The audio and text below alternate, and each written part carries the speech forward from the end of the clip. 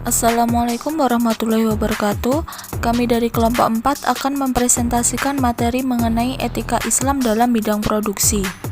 Sebelumnya perkenalkan anggota dari kelompok 4. Yang pertama Eva Apriani dengan NIM 057, yang kedua Iman Abdi Pratama dengan NIM 0666, yang ketiga Vicky Julia Rahmandani NIM 068, yang keempat Agustina Dwi Prihatin dengan NIM 092.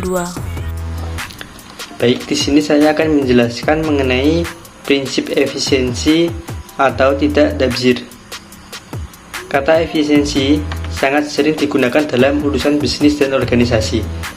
Secara simpel, istilah efisiensi bisa diartikan dengan menggunakan sumber daya manusia, uang, dan waktu seminimal mungkin untuk memperoleh hasil sebesar-besarnya. Secara sederhana, efisiensi dapat diartikan tidak adanya pemborosan. Konsep efisiensi ekonomi secara umum dapat dikatakan sebagai perbandingan input yang ada dengan output yang dihasilkan. Dalam kajian ekonomi, istilah efisiensi memegang peranan yang sangat penting. Bisa dikatakan efisiensi adalah hakikat ekonomi itu sendiri. Menurut Islam, efisiensi adalah mampu mengoptimalkan pribadinya seefisien mungkin.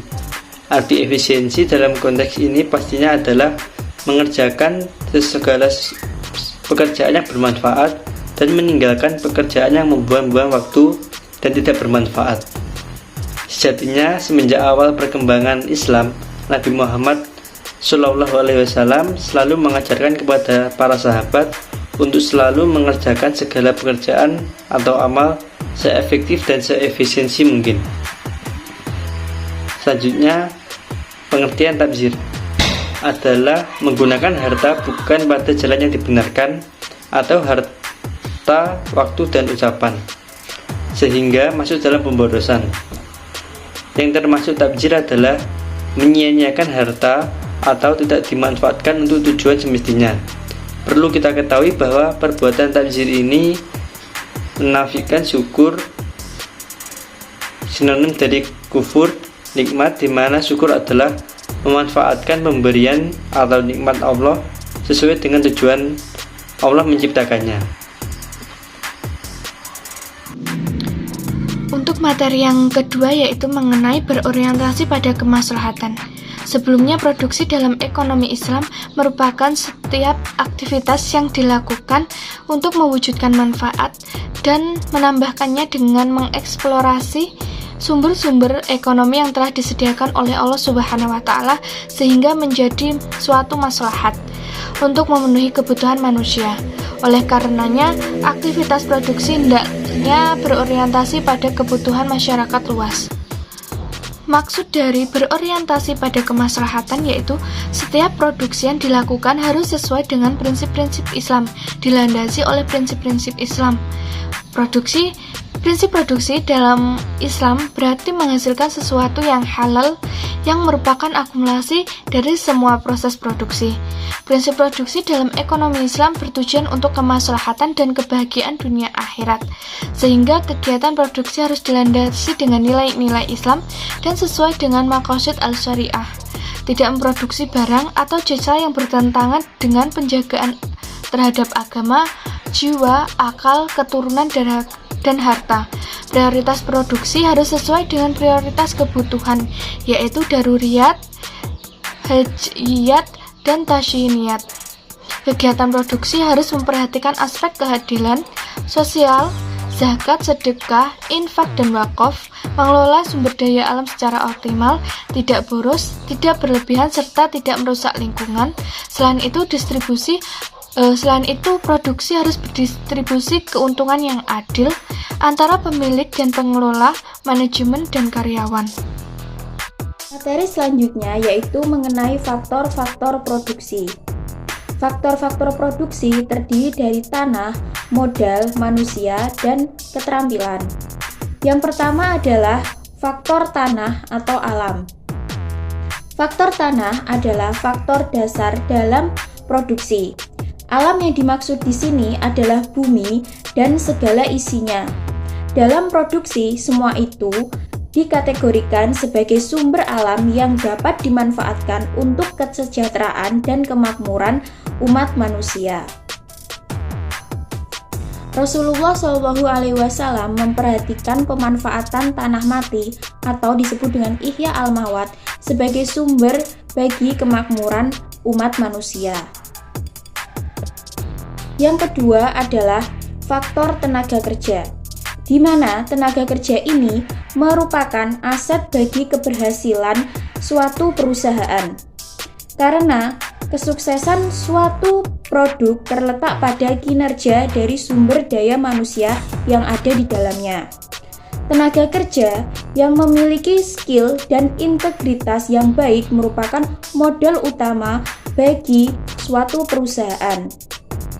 Tenaga kerja dibutuhkan untuk melakukan proses transformasi dari bahan baku menjadi barang jadi sesuai yang dikehendaki oleh suatu perusahaan.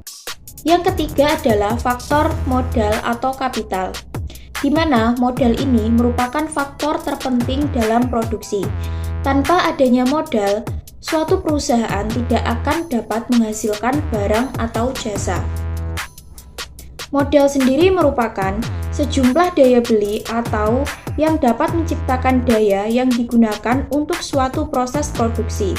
Dalam Islam, modal haruslah bersumber dari suatu yang bebas dari riba, sehingga dapat tercapai suatu kebaikan dalam aktivitas produksi dan tercapainya maslahah. Di mana menurut Mukhtar Effendi, modal dibagi menjadi 3, yaitu modal yang berasal dari alam, modal yang berasal dari diri sendiri, dan modal yang berasal dari pinjaman.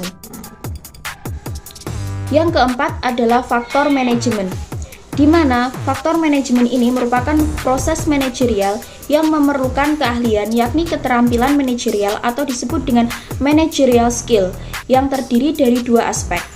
Kedua aspek ini yaitu keterampilan untuk mengatur dan keterampilan untuk memimpin, di mana keterampilan untuk mengatur terdiri dari 3 unsur pokok, yaitu perencanaan, organisasi, dan koordinasi.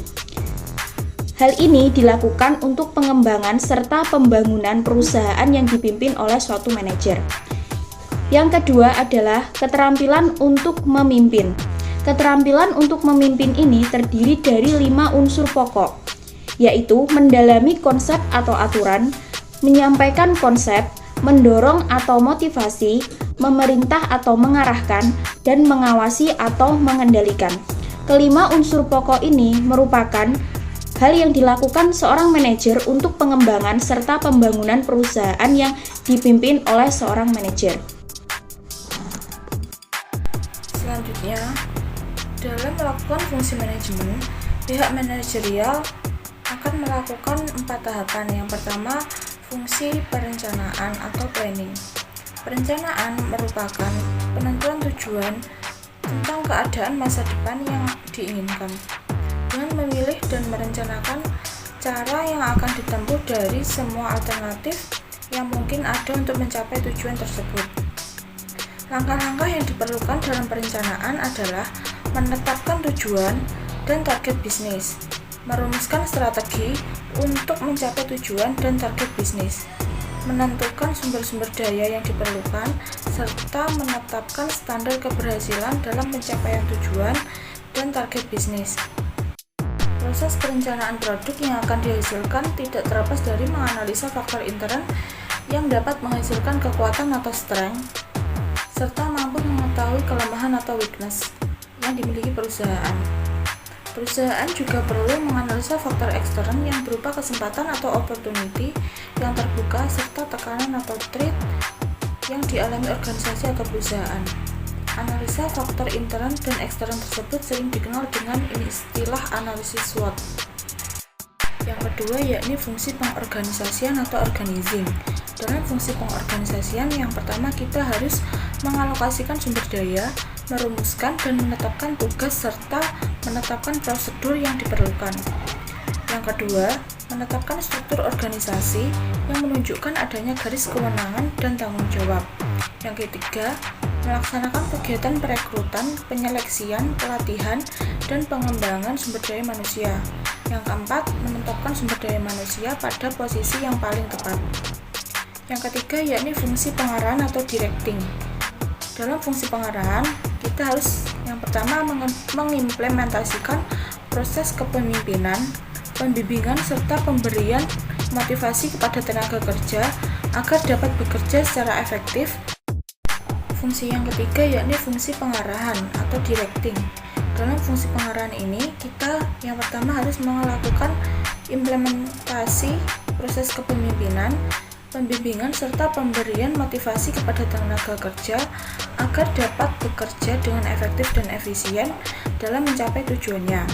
Yang kedua, memberikan tugas dan penjelasan rutin mengenai pekerjaan serta kebijakan yang ditetapkan. Yang keempat, yakni fungsi pengawasan atau controlling. Dalam fungsi pengawasan ini, kita harus melakukan yang pertama, mengevaluasi keberhasilan dalam pencapaian tujuan dan target sesuai dengan indikator yang telah ditetapkan. Yang kedua, kita harus mengambil langkah klarifikasi dan koreksi atas penyimpangan yang ditemukan.